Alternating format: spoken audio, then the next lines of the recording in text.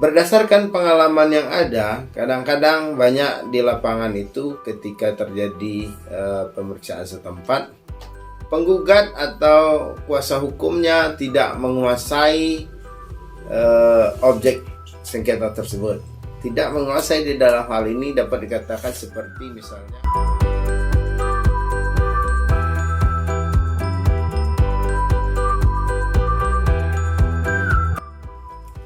the greatest happiness of the greatest number, kebahagiaan yang sebesar mungkin bagi jumlah yang sebesar mungkin. Jeremy Bentham. Assalamualaikum warahmatullahi wabarakatuh. Alhamdulillahirabbil alamin wal akibatu lil muttaqin wassalatu wassalamu ala asyrafil anbiya'i wal mursalin wa ala alihi washabihi rasulillahi ajmain.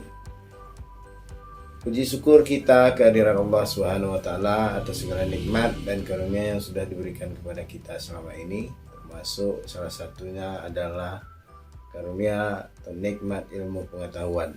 Untuk itu jangan pernah bosan-bosannya kita menuntut ilmu pengetahuan, karena dalam ajaran Islam sendiri ayat yang pertama diturunkan Allah itu adalah tentang perintah membaca, Iqra. Nah, dengan membaca kita bisa menambah wawasan, dengan membaca kita bisa mengetahui sesuatu yang tidak kita ketahui, dengan membaca kita bisa lebih mengetahui sesuatu yang sudah kita ketahui. Itu menuntutlah ilmu dengan cara membaca. Apapun bisa menjadi sumber bahan bacaan. Tergantung kepada apa yang ingin kita pelajari, apa yang ingin kita kuasai di dalam bidang keilmuan yang kita tekuni selama ini. Nah, selawat beriring salam juga tidak bosan-bosannya kita kirimkan kepada junjungan Allah Nabi besar Muhammad Sallallahu Alaihi Wasallam. Mudah-mudahan dengan banyak kita berselawat kepada beliau, kita bisa memperoleh syafaat di hari akhir kelak atas izin Allah tentunya, dengan mengucapkan Allahumma shalli ala sayyidina Muhammad wa ala ali sayyidina Muhammad. Assalamualaikum ya Rasulullah. Mungkin kadang-kadang jadi suatu pertanyaan juga bagi teman-teman sobat-sobat YouTubers yang selalu mensupport channel Gusri PD 27 ini. Kenapa selalu membawa narasi-narasi Islam di dalam setiap pembukaan video, khususnya yang saya sampaikan? Karena saya berprinsip kalau bukan kita, orang Islam sendiri atau Muslim sendiri yang menyebarkan apa yang kita yakini dari agama yang kita imani atau agama yang kita anut ini, tentu tidak ada orang lain di luar lingkaran ini yang akan melakukan penyebaran dakwah Islamiyah. Nah, tentunya dengan apa yang kita bisa, kita sebarkan sebaik mungkin ke sebanyak mungkin kebaikan-kebaikan yang diajarkan di dalam Islam. Salah satunya, ajarkanlah ilmu pengetahuan yang bermanfaat kepada orang lain. Nah, mudah-mudahan apa yang diajarkan atau apa yang saya sampaikan dalam channel Gusri PD 27 ini ada manfaat untuk keilmuan dan manfaat juga untuk pekerjaan orang-orang lain di luar sana, khususnya dalam profesi hukum tentunya. Nah, kali ini kita tidak membahas tentang prinsip keadilan atau teori keadilan yang salah satu prinsip keadilan yang saya bacakan di awal tadi adalah prinsip keadilan atau teori keadilan yang ditelurkan atau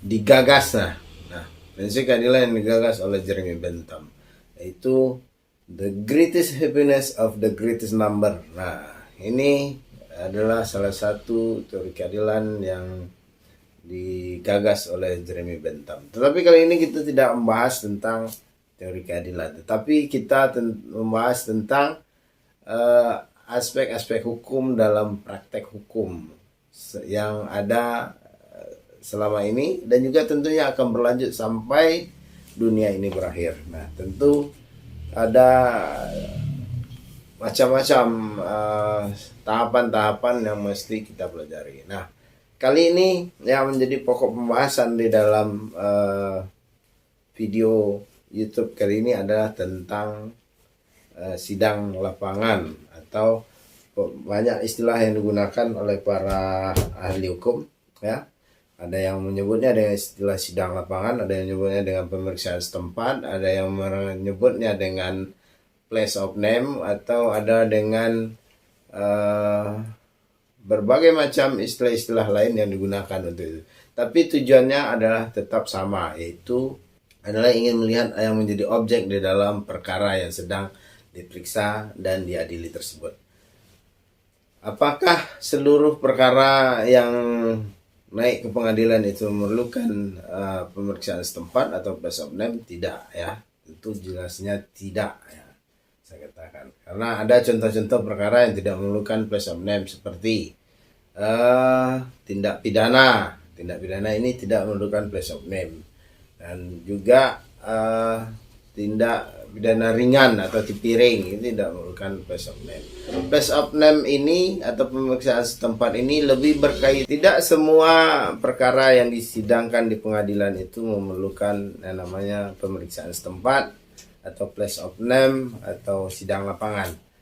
Hanya untuk jenis-jenis perkara perdata tertentu, seperti misalnya perkara yang berkaitan dengan perbuatan melawan hukum. Nah, biasa yang menjadi objek dari gugatan perdata yang diperiksa dan diadili di pengadilan negeri ini adalah benda-benda tidak bergerak. Apa saja yang digolongkan dengan benda-benda tidak bergerak? Nah, ini nanti perlu pembahasan lebih serius atau lebih spesifik lagi di dalam video-video YouTube selanjutnya. Kali ini kita hanya fokus membahas tentang pemeriksaan setempat atau sidang lapangan. Nah, hal ini berkaitan dengan pembuktian.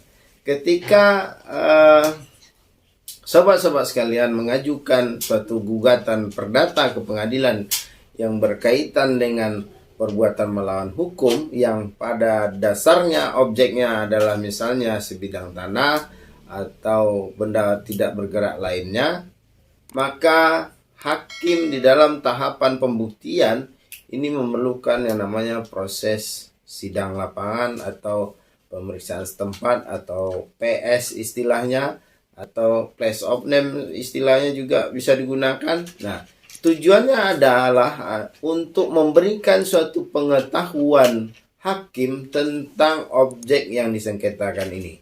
Nah, berdasarkan pengalaman yang ada, kadang-kadang banyak di lapangan itu ketika terjadi pemeriksaan setempat, penggugat atau kuasa hukumnya tidak menguasai objek sengketa tersebut.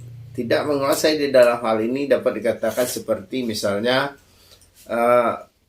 batasan-batasan dari objek sengketa itu di mana saja. Misalnya sebelah utara berbatasan dengan apa, sebelah selatan batasan dengan apa, sebelah barat berbatasan dengan apa, dan sebelah timur berbatasan dengan apa. Nah, kondisi-kondisi ini kadang-kadang tidak dikuasai dengan baik oleh si kuasa penggugat ataupun prinsipal itu sendiri. Nah, berdasarkan beberapa pengalaman saya di lapangan, banyak pihak yang mengajukan gugatan itu tidak menguasai kondisi lapangan secara baik.